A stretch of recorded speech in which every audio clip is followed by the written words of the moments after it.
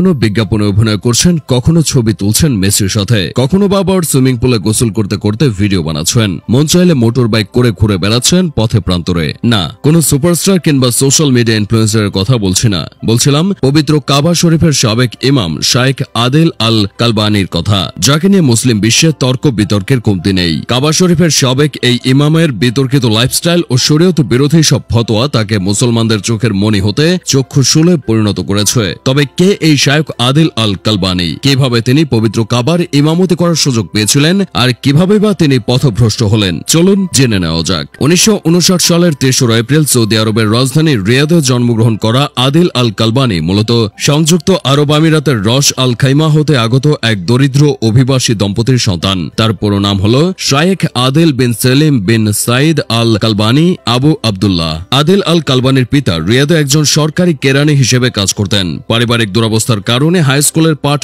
শেষ করেই সৌদি আরব এয়ারলাইন্সে চাকরি শুরু করেন কালবানি। একই সাথে তিনি কিং সৌদি বিশ্ববিদ্যালয়ের সন্ধ্যাকালীন ক্লাসে ভর্তি হন। আদেল আল কালবানির পরবর্তী ইসলামিক পড়াশোনার প্রথম শুরু হয়েছিল শাইখ হাসান ইবনে গানিম আল গানিম। তার সহপাঠী ছিলেন শাইখ আহমদ মুস্তফা ও শাইখ আবদুল্লাহ ইবনে জিবরিন। নিজের ওস্তাদ ইবনে গানিম হতে সহিহ আল বুখারী, জামে আত তিরমিজি ও তাফসীরের ওপর তালিম গ্রহণের পর সৌদিতে ইমাম হিসেবে দায়িত্ব পালনের জন্য সরকারি পরীক্ষায় উত্তীর্ণ হন আদেল আল কালবানি। ইমাম হিসেবে রিয়াদ বিমানবন্দরের মসজিদে কিছুদিন কাজ করার পর দেশটির বিখ্যাত কিং খালিদ মসজিদে ইমামতি শুরু করেন তিনি। সেখানে তার হৃদয় জোড়ানো তিলাওয়াত অসংখ্য মুসল্লির মন জয় করে নেয়। সেই সাথে বহু দাওয়াহ কার্যক্রমে তাকে অংশ নিতে দেখা গিয়েছে, যার ফলে গোটা সৌদি আরব জুড়ে শাইখ আদেল আল কালবানির নাম লোকমুখে ছড়িয়ে পড়ে। সেই সুবাদে 2008 সালে এক রাজকীয় অধ্যাদেশের মাধ্যমে তাকে পবিত্র কাবার মসজিদুল হারামে তারাবির সালাতের ইমামতের দায়িত্ব দেওয়া হয়। শোনা যায় শৈশবে শাইখ আদেল আল কালবানি নাকি ভীষণ দুষ্ট ছিলেন। তবে তার দুষ্টুমিতে বিরক্ত হয়ে তার মা তাকে কখনো বদদোয়া দিতেন না, বরং তার জন্য বেশি বেশি দোয়া করতেন। আল্লাহর দরবারে তিনি আবেদন জানাতেন যে তিনি যেন তার ছেলেকে সঠিক পথ দেখান, তাকে কাবা শরীফের ইমাম বানান। মহান আল্লাহ তাআলাও কালবানির মায়ের দোয়া কবুল করেছেন।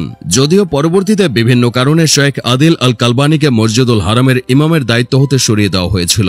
সেই সাথে বিভিন্ন বিতর্কিত মন্তব্যের কারণে ক্রমেই খ্যাতির চূড়া হতে ঘৃণার পাত্রে পরিণত হন তিনি। 2010 সালে শাইখ আদেল আল কালবানি এক ফতোয়াতে বলেছিলেন যে ইসলামে নাচ, গান ও বাদ্যযন্ত্র নিয়ে কোনো বাধ্যবাধকতা নেই। এমনকি তিনি সশরীরে বিভিন্ন নাচের আসরে যেতে শুরু করেন। সেই সাথে জুয়ার ক্লাব উদ্বোধন করা এবং ক্যাসিনোতে গিয়ে জুয়া খেলারও অভিযোগ রয়েছে তার বিরুদ্ধে। তবে মক্কার এই সাবেক খণ্ডকালীন ইমাম সবচেয়ে বেশি আলোচনায় এসেছিলেন 2021 সালে কমব্যাট ফিল্ড নামের একটি অনলাইন গেমের বিজ্ঞাপনে অভিনয় করে। বিজ্ঞাপনটিতে তাকে সামরিক পোশাক পরে যুদ্ধের নেতৃত্ব দিতে দেখা গিয়েছিল।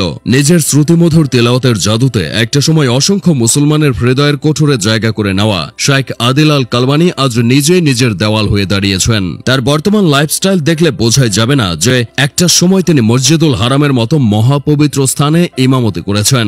শয়তানের কুমন্ত্রণায় পড়ে পথভ্রষ্ট হওয়া যে কতটা সহজ তার এক জলজ্জান্ত উদাহরণ হলেন শাইখ আদেল আল কালবানি।